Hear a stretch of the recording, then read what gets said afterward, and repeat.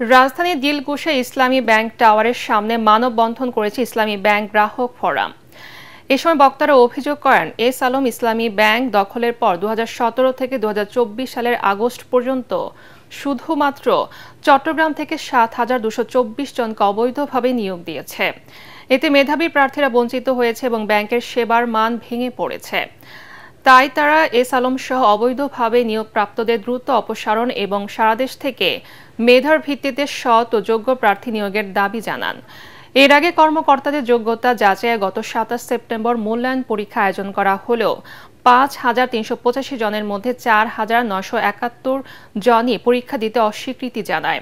পরীক্ষায় অংশ নেন মাত্র 414 জন কর্মকর্তা। যারা পরীক্ষা দেয়নি তাদের ওএসডি এবং বিদ্রোহী 400 জনকে এরই মধ্যে চাকরিচ্যুত করেছে ব্যাংক কর্তৃপক্ষ।